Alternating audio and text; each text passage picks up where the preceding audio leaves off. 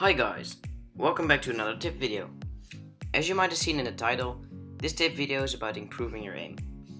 I'll be going over your settings, types of aim, hit-scan projectile weapons, some drills you can do and your gear. Without any further ado, let's get into the tips. So at the start I'll be going over your settings. These are almost all personal preference.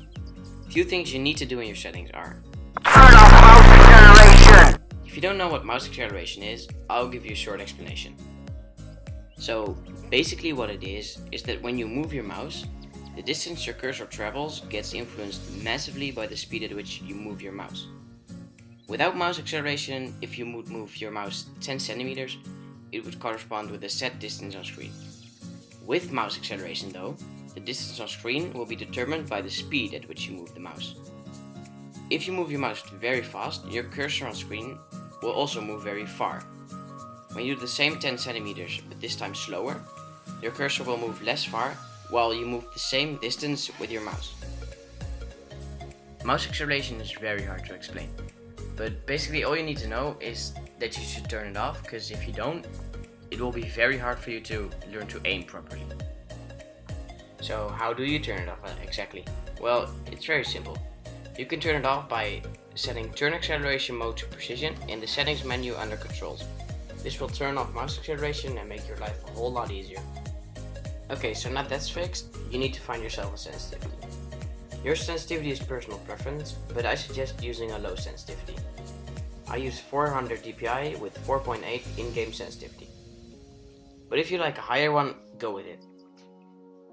Another thing that can help you is your FOV. FOV stands for field of view, and it basically means how much you can see around you without turning your camera. FOV can be found under video settings. A higher FOV means that you can see more around you, but the enemies and your teammates will be smaller and harder to hit. A lower FOV means that you can see less around you, but the enemies will be bigger and easier to hit. A low FOV can also make other things bigger and easier to fit. Okay, so now that you have your settings done, I'll teach you something about types of aiming. There are different types of aiming: tracking and flicking. Tracking is when you track an enemy. Tracking is usable on every kind of weapon, full auto and single shot weapons. Flicking is a different story. It's mostly used on champions with a low rate of fire and a high burst, like Androxus, Strix and Cassie. This is some footage of me using the tracking technique on Andro. This is some footage of me using the flicking technique on Andro. This is some footage of me using the flicking technique on Grok. This is some footage of me using the tracking technique on Grok.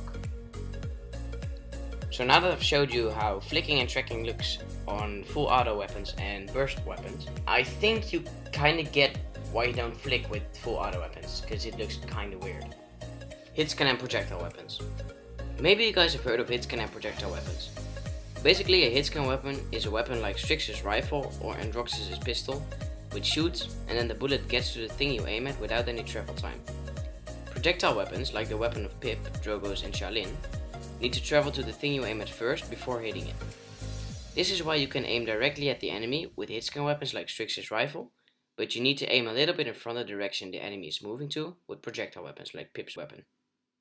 Some projectiles don't shoot straight like Shaolin and Drogos, but they shoot in a curve like Makoa and Pip. These weapons you don't only need to aim in front of the enemy, but you need to also aim a little bit above them if you're far away. Look at this footage of Pip shooting straight at the head of the sky. He misses because the sky is far away and the bullet he shoots falls to the ground and explodes before hitting the sky. If you want to hit the sky, you need to aim a little bit above her like this.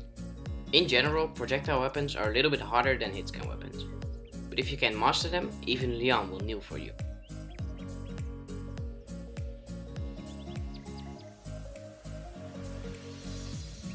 So now that you guys know something about the science of aiming, I'll talk to you about some drills and warm-ups you can do.